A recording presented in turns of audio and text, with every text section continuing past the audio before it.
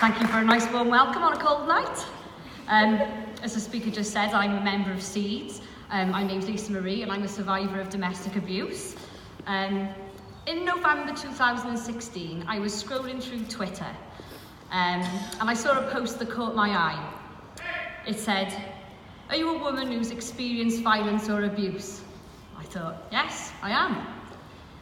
It said, "Do you feel passionate about the quality of support and services for survivors?" Yes, I do.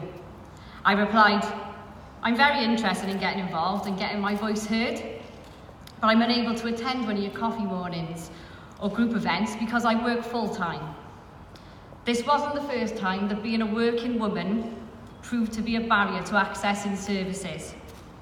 I live in the capital of Wales, yet couldn't find a support group or anywhere to go that runs after work hours.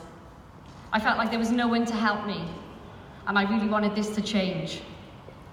I once contacted a service for advice on the depression I was suffering at the time, while mentioning some of the emotional and financial abuse I was suffering. From there, I was signposted to Mind, who had no idea why I'd been sent to them. You can imagine my confidence was knocked, and it confirmed to me what I was already feeling and thinking. The domestic abuse services were not for someone like me. The abuse I was suffering was not serious enough for help. And that's where my journey with Senydd began. I don't exaggerate when I say Senydd has changed my life. Senydd saved my life, in fact. It's helped in my recovery, it's empowered me, and it's given me a voice. The abuse I suffered is now illegal. There's now a law in place to protect us against the type of abuse I suffered under the Coercive and Controlling Behaviour Act, brought into legislation in 2015. So what is coercive control? It's defined. Coercive control is when a person with whom you're personally connected repeatedly behaves in a way which makes you feel controlled, dependent, isolated, or scared. No human being has the right to control another, not in any circumstances and not in any way. Nobody should live in fear of someone they love. I'm in my mid-30s and I know what a healthy relationship looks like, yet it happened to me. It can happen to anyone. Domestic abuse knows no gender, race, social class or status. This is an epidemic and it's happening all around us. Look around. 1 in 4 women are suffering under the hands of domestic abuse right now. This is happening to neighbours, colleagues, friends, someone in your church. This is happening in your villages and in your towns. Mothers, doctors, military wives, teachers, preachers, actors. These are people I personally know who are suffering or have suffered under the hands of abuse. And it all starts with this: coercive control. Coercive control, it doesn't happen overnight. It's a slow trickle of a process. My trust was gained and I was slowly manipulated and controlled. I was taunted, I was ridiculed and slowly isolated. All this to ease my abuser's own insecurities. I lived in fear and I felt unsafe in my own home, in the home we were sharing. I was often thrown out into the street. My abuser would turn on a knife edge and fly into unprovoked rage. I was subjected to everyday criticisms of my life, my ways, my family, my friends, my past, with no regards for the life I'd lived before him. He would hold his fists up to my teeth, intimidating me and threatening me, and instilling genuine fear into me. And I'll never forget a feeling of anxiety and my heart pounding when I saw that look in his eyes. I used to beg him to stop while I was down on my knees. He would destroy my mobile phones so I couldn't call for help. He threw them in the bath when I was in there, pull them out of the sockets while they were charging and hide them from me. He once slashed the roof of my car while I was staying at my mum's house, all to coerce me into going back to him, to say that I wasn't safe where I was staying. He would awake me at night, stop me from sleeping, he would spit his venom at me. I was exhausted all the time. I was showered with love and adoration one minute and bombarded with abuse and hate the next. I was called a freak, a psycho, a weirdo, and I was told everything was my fault. I started to feel it was all my fault. And I became detached from the world, but trying to still appear normal. He wore me down so much I could no longer see his rights from his wrongs. These perpetrators make your life hell, and they just weigh you down until it's easier to give in for a quiet life.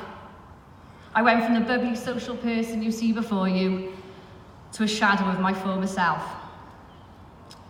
You're probably wondering, why do we stay?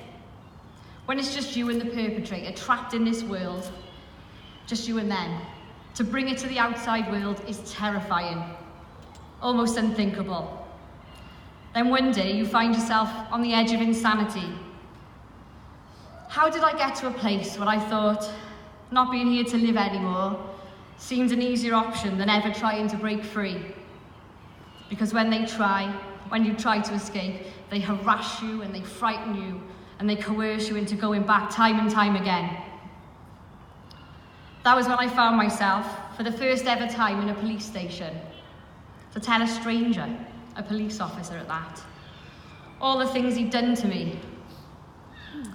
During my case, I had a lot of evidence, and this was not intentionally gathered. I kept voicemails, emails, texts, and I even kept a journal, because I genuinely thought that one day he was going to kill me. And I figured that when he did, at least there'd be all this evidence behind so people would know who did it and what had happened to me. This is the level of fear instilled in you. When I left the station that day, the magnitude of what I'd done suddenly hit me. And I remembered the time my abuser, well, so many times, he said to me that one day he was going to snap and that no one would be able to stop him.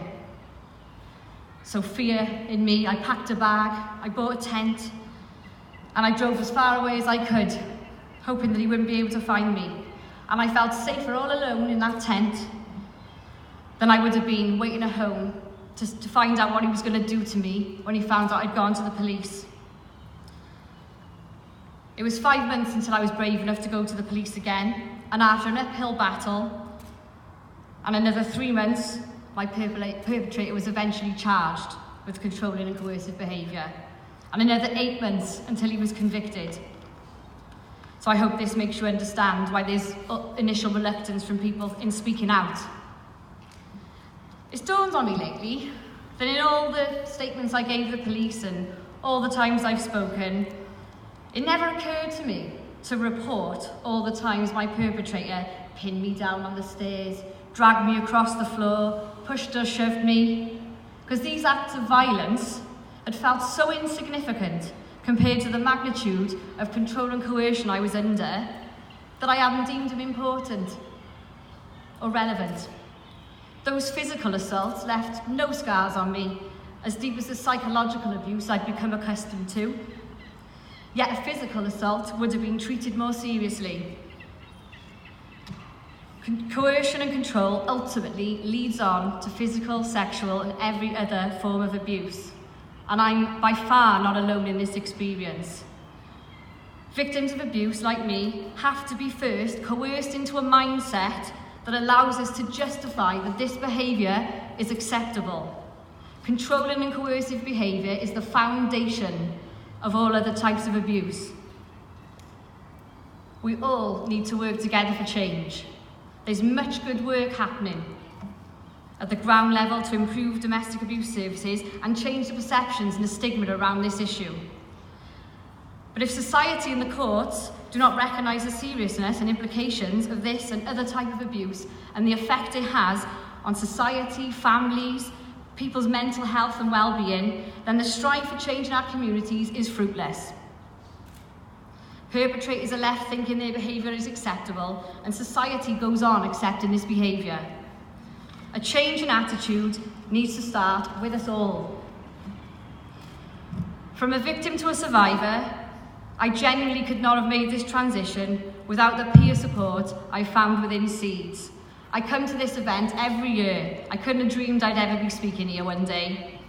And I'd like to publicly thank the strong, wonderful women I've met through Seeds, for the friendship we have found through domestic violence, and they've carried me from those dark days now into the light.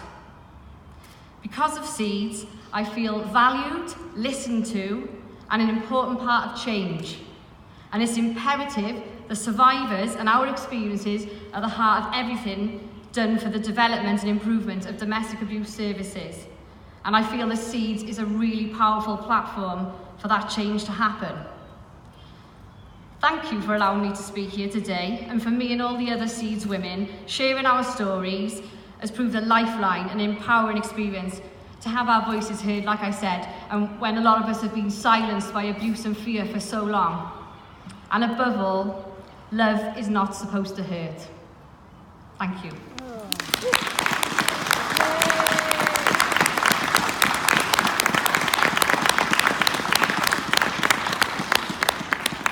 Well, thank you, Lisa Marie. I'm sure that your moving comments will remain with us for the rest of our lives in what we have heard. There is nothing like personal experience to drive home a message. So thank you very much for sharing those. Pleasure. Well,